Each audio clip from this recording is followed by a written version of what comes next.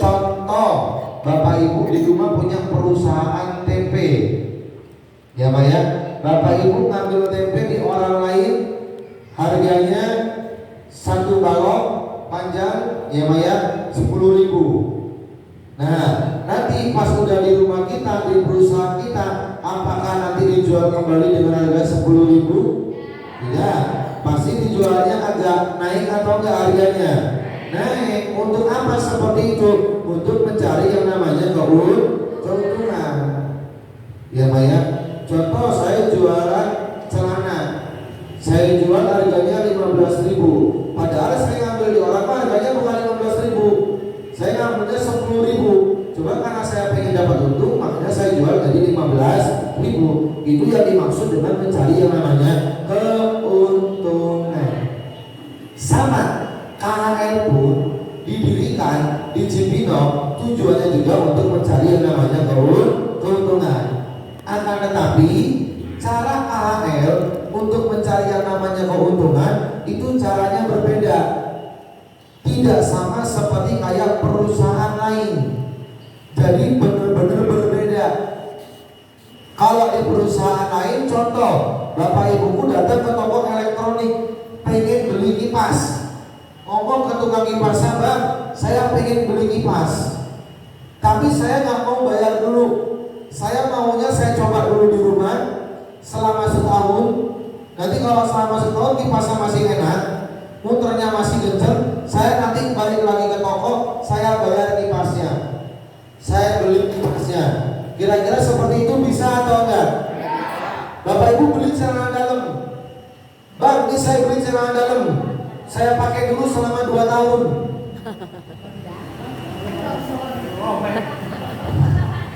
Kalau 2 tahun celana dalamnya masih enak dipakai, kendor-kendor dikit mah nggak masalah lah.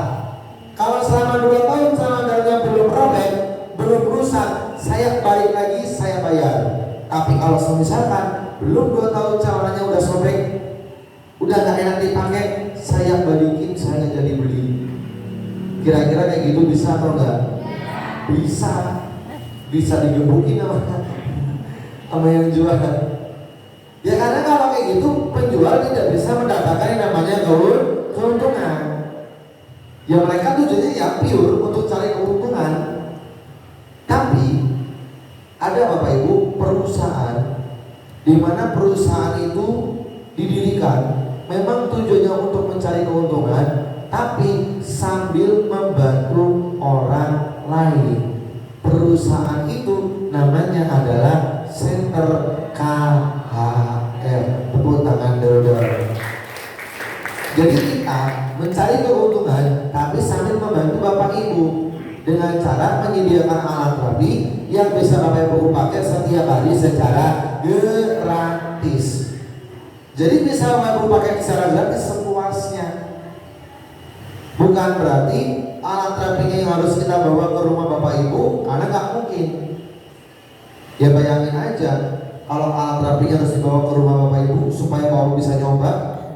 Contoh hari ini dibawa ke Jati Jajar, Mayanti udah selesai dibawa ke Bedahan, Bedahan udah selesai dibawa ke Ciriu, Ciriu udah selesai dibawa ke Nanggewer, staburnya gotong-gotong Rolly Master, staburnya gotong-gotong matras single, dibawa ke sini, dibawa ke sana. Bapak Ibu sembuh, Bapak Ibu sehat, staf gurunya salah kejepit. Karena katakan baik gitu, ya Pak ya. Makanya bukan kita yang bawa alat terapinya ke rumah Bapak Ibu, tapi Bapak Ibu lah yang harus datang ke Center KHL. Karena di sini sudah disediakan gedung, alat terapinya banyak, sehingga Bapak Ibu harus datang ke KHL setiap hari, dan terapinya pun juga harus rutin dan tanpa dipungut biaya sepeser pun, alias gratis. Ada di sini yang pernah dipungut biaya ada? Kayak makan udah sembuh, sini mah coba bayar karena udah sembuh. Ada yang kayak gitu atau enggak Mak? Ada. Mungkin Bapak Ibu yang lain juga sama. Di sini kita emang benar-benar gratis. Tapi apa sih yang menjadi alasan kenapa KHL itu bisa gratis? Yang pertama, KHL itu lebih mengutamakan keuntungan Bapak Ibu dibanding perusahaan. Jadi kita lebih mengutamakan Bapak Ibu dulu yang untung, baru kita. Nah, keuntungan yang Bapak Ibu dapatkan itu adalah apa? Itu adalah keuntungan berupa kesembuhan. Ketika Bapak Ibu sudah sembuh, sudah sehat, kira-kira Bapak Ibu beruntung apa rugi? Beruntung. Contoh Mama Titi. Mama Titi sudah ada perubahan apa belum, Mak? Apa perubahannya, Mak? Jalan udah enak, lambung udah enak. Berarti sekarang udah nggak sakit, Mak? Jalan jauh udah bisa. Menurut Mama itu sebuah keuntungan apa kerugian? Keuntungan. Oh, tangan dulu dong. Mama Yanti dulu pernah kecelakaan berapa kali, Mak? 2 kali. 2 kali. Dari kecelakaan itu kepalanya jadi kenapa? Jadi sering ngeblank. Sering ngeblank, sering pusing, Mak? Pingsan juga ya. Sering pingsan. Tapi setelah Mama datang ke KHL, perubahannya apa, Mak? Nggak pernah pingsan, jangan lagi pingsan. Jangan. Pingsan lagi yang kemarin sering mobil. Karena kaget itu pun juga ya. Iya itu. Tapi sekarang udah nggak sering pingsan nggak? Enggak. Kepalanya pusing atau apa? Enggak. Udah enak. Enak. Menurut Mak itu sebuah keuntungan apa kerugian? Keuntungan. Tepuk tangan dulu dong. Ya itu yang kita maksud, kita lebih mengutamakan keuntungan Bapak Ibu terlebih dahulu ya adalah Bapak Ibu merasakan perubahan, merasakan alat terapinya, merasakan sembuhnya. Jadi Bapak Ibu dulu yang harus merasa enak ketika mencoba alat terapi kita secara gratis.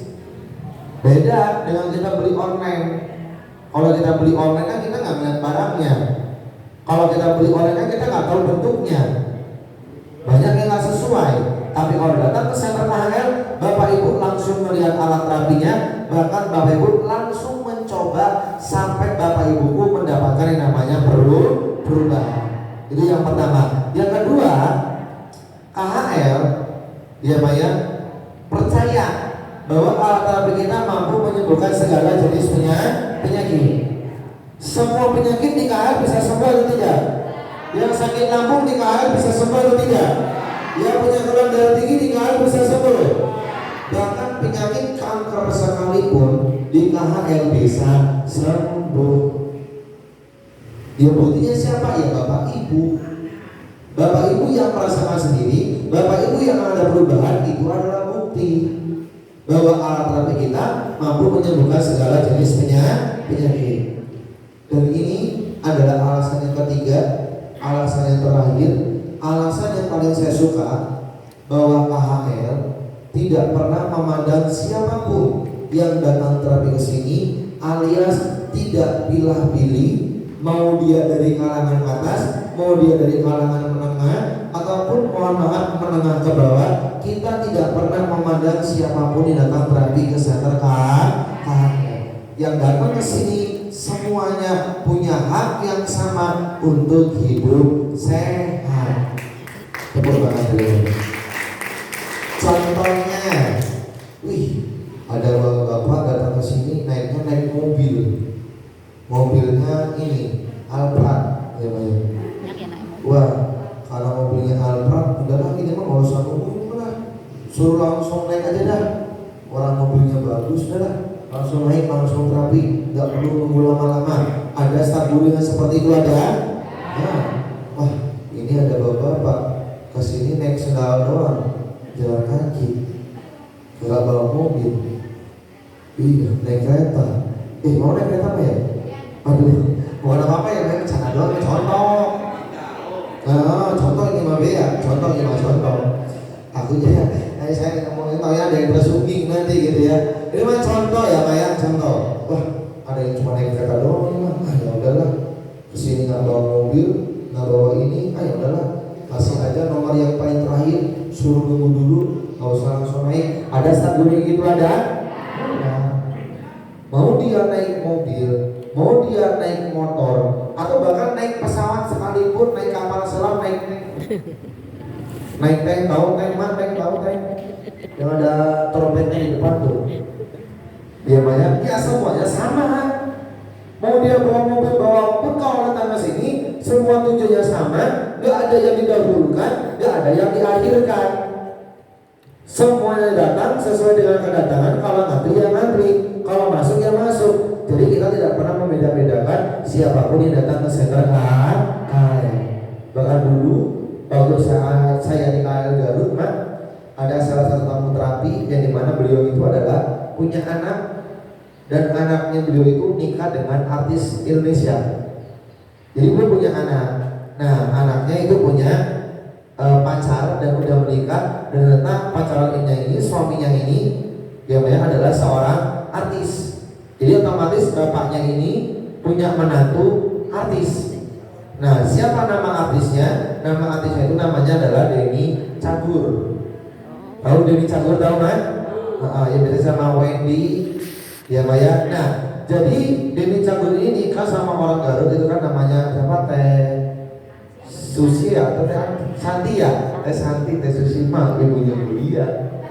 Namanya Teh Santi, ya Maya.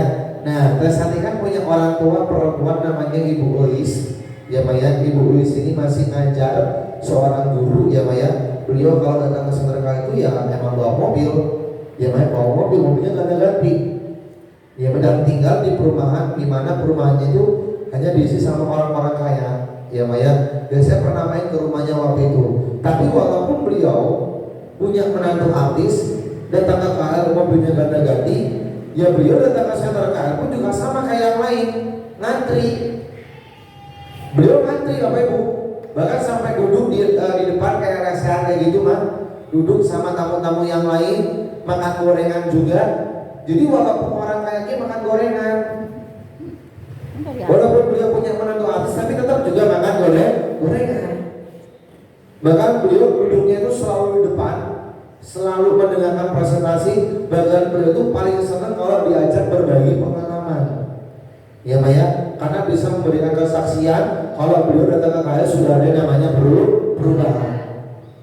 Ya Maya, dan itu adalah bukti bahwa kalau KHL itu tidak pernah memandang siapapun yang datang ke center KHL. Siapa